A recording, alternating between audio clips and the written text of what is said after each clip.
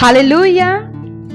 आप सभी का फिर से बहुत बहुत स्वागत है खुदावंद की पाक प्रेजेंस में। और मैं ये विश्वास करती हूँ कि आप सब मेरे प्रभु यीशु मसीह के पवित्र जलाली हाथों में सुरक्षित हैं। प्रिय भाई बहनों, आइए हम रोजाना की तरह आज शाम की प्रार्थना में चलेंगे। उससे पहले खुदावंद का कलाम हम पढ़ेंगे कि खुदावंद का कलाम हमें क्या कहता है। हालेलुया।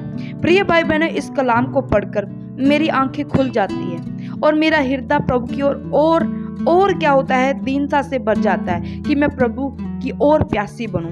क्योंकि ये वचन प्रिय भाई बहन जब आप सुनेंगे, आपके दिल को भी प्यास लगेगी कि मैं परमेश्वर की ओर नजदीक जाऊं और आप सारे दुख, अपने सारे तकलीफ भूल जाएंगे।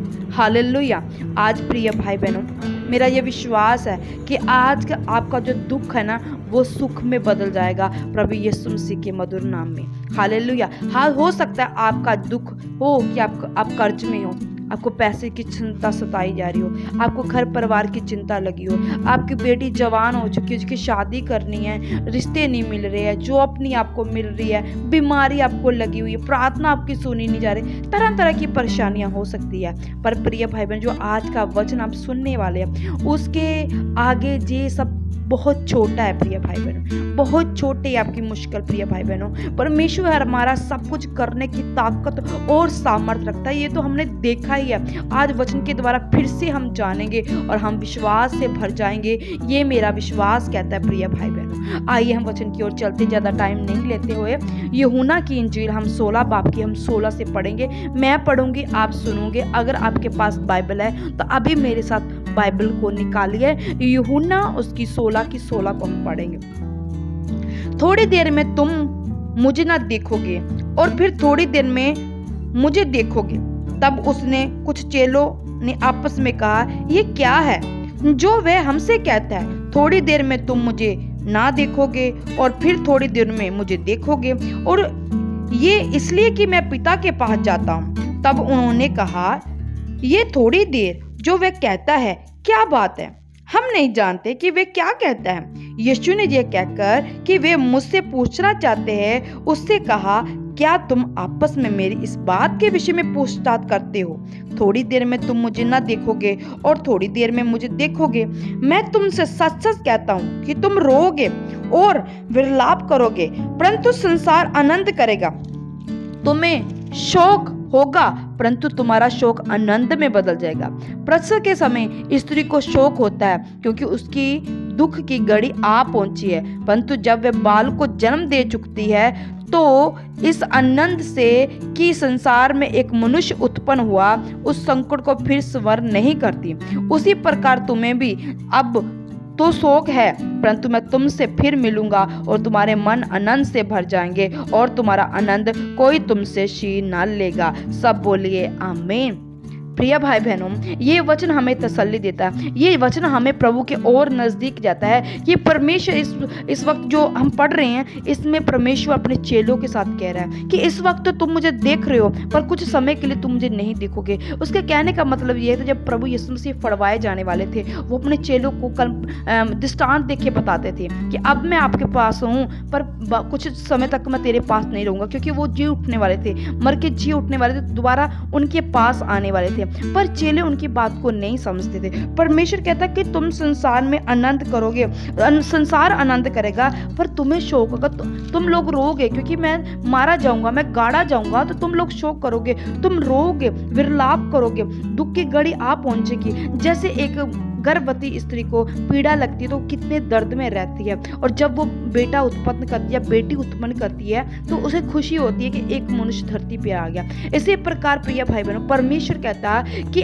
आज के दिन आपको लग रहा है कि मेरी विपत्तियां, मेरे दुख, मेरी परेशानियां मेरी जान ले लेंगी, मेरा कुछ भी नहीं बनेगा। आपको अपने हालातों को देख के लग रहा होगा, पर प्रिय भाई बहनों, जैसे प्रभु यीशु मसीह, जब वो चेलों को भी लग रहा था कि प्रभु यीशु मसीह ऐसी बातें क्या कर रहे हैं, क्या कभी जाने की बात करे, कभी आने की बात करे, वो नहीं समझ पा रहे आपकी तरह कि प्रभु ने आपको तो बोल दिया है कि आपका जो दुख है वो आनंद में बदल जाएगा। आपको नहीं समझ लग रहा है कि ये कैसा होगा, क्यों होगा, हमें नहीं पता, हम दुख में, इसी वक्त तो हम दुख में पड़े हुए हैं, पर मेरा परमेश्वर क्या कहता है कि तुम्हारा दुख आनंद में बदल जाएगा। हालेलुया। प्रिय भाई बहनों, जब प्रभु यीशु मसीह हमारे जीवन में जी उठता है, जब वो मारे जाने के बाद, गाड़े जाने के बाद जी उठे थे, तो क्या हुआ था? सब कुछ नया हो गया था। उसके जो चेले जिन सामर्थ नहीं थी, उन्होंने सामर्थ पाई, उन्होंने बड़े बड़े काम किए यीशु नाज़री के नाम में। इसी प्रकार प्रिय भाई बहनों, अगर आप प्रभु पर विश्वास करते हो, उसकी जी उठने की सामर्थ पर विश्वास करते हो, तो आज वो आपके हृदयों पर जी उठने की सामर्थ जी उठी है। आज आपका मुर्दा बिजनेस जी उठा है। अगर आप विश्वास करते हैं, आज अपना फाइनेंस जो डूबा पड़ा, आज से वो जी उठा। आपका शरीर जो मरा पड़ा, आज से वो जी उठा। अगर आप विश्वास करते हो, पीड़ा के बाद क्या आता है? आनंद आता है, शांति आती है। जैसे वो गर्भवती स्त्री जब बच्चा जनती तो कितनी पीड़ा होती है, तो बाद में क्या होता है? उसे आनंद मिलता है, उसे शांति मिलती है, सुकून मिलता है। आपके पिता, आप परमेश्वर आपको वचन के द्वारा कहता है कि आपकी भी अब दुख की घड़ी चल रही है, पर बाद में बड़ा आनंद होगा, बड़ी शांति होगी, बड़ी पीस होगी। इसमें बने रहना, अड़े रहना, अपने दुखों का सामना करना। अब जैसे वो 9 महीने वेट करती है गर्भवती औरत, करती ना प्रिय भाई बहनों वेट, इसी तरह हमें भी वेट करना है। हमें रोना नहीं, गिड़गिड़ाना नहीं, बल्कि हमें प्रार्थना में रहना है कि प्रभु परमेश्वर हमारे 9 महीने कंप्लीट हो जाएं और हम पिता परमेश्वर अच्छे बच्चे के साथ ब्लेस हो जाए। बच्चे का मतलब ब्लेसिंग, आशीष, खुशियां, बरकत, प्रभु परमेश्वर हम भी नवाजे जाएं। आज प्रिय भाई बहनों, मेरा विश्वास है कि आप नवाजे जा चुके इन सब बरकतों के साथ, इन सब आशीष के साथ। जब आप बने हुए अपने दुखों में, तकलीफों में, चिंताओं में, बोझ में आप बने हुए, तो मेरा परमेश्वर आपके संग है। हालेलुया। वो जी उठा है आज आपके जीवनों में, आपके बिजनेस में, आपके शरीरों में, आपके मुर्दा जो शरीर है, जो हड्डियां बल नहीं पा रही, उनमें मेरा परमेश्वर जी उठा है। Hallelujah, hallelujah, hallelujah. हे मेरे सामर्थी परमेश्वर, आज तेरे जी उठने की सामर्थ इन भाई बहनों के ऊपर आए, इनकी परेशानियों के ऊपर आए पिता परमेश्वर। आज इनके सब काम बनने पाए पिता परमेश्वर, और ये रिहाई को पाए पिता परमेश्वर, ये छुटकारे को पाए पिता परमेश्वर, तेरी बड़ी डिलीवरेंस को देखने पाए प्रभु यीशु मसीह पिता परमेश्वर। खुदा तो इनका मांगो तो दिया जाएगा प्रभु। इनके लिए मांगती हूँ, इनका छुटकारा मांगती हूँ, इनकी आजादी मांगती हूँ। जिस गड्ढे में ये पड़े हुए पिता प्रभु, तेरा आज जलाली हाथ इन्हें सब गड्ढों से निकाले बाहर पिता परमेश्वर। तेरा पाक रू ने बड़ी तसल्ली दे, तेरा पाक रू इनकी मदद करे, सहायता करे मेरे सामर्थी परमेश्वर। जितने लोग इस चैनल पर प्रभु जी बने हुए निरंतर सुबह और शाम की प्रार्थना को सुनते हैं पिता परमेश्वर, तेरा बड़ा हाथ, जलाली हाथ इनके ऊपर काम करे पिता, और ये छुड़ाए जाने, अपनी गवाहियों को साथ खड़े होने पाए पिता परमेश्वर। और हमें इस चैनल पर अपनी गवाहियों को भेजे प्रभु यीशु, आजा तेरे सामर्थी नाम में, और बड़े अभिषेक, बड़े मसे को लेने पाए प्रभु यीशु तेरे सामर्थी नाम में। मेरा पिता परमेश्वर, मेरा विश्वास है कि आपने मेरी विनती को, मेरी प्रार्थना को सुन लिया, और हमने जो मांगा वो हमने पा लिया खुदा यीशु तेरे सामर्थी नाम में।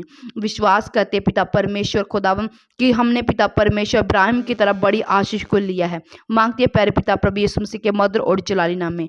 सब बोलिए आमीन, आमीन। आप सब ब्लेस है, इसी तरह निरंतर सुबह और शाम इस चैनल पर बने रहना। परमेश्वर आपको बड़ी गवाही के साथ खड़े कर रहा है। और अगर आप हमारे चर्च के लिए दान देना चाहते हैं तो दान के लिए नीचे नंबर है, यहाँ आप हमारे चर्च के लिए दान भी दे सकते हैं। प्रभु आपको ब्लेस करे, आशीष करे। सबको जय मसीह की।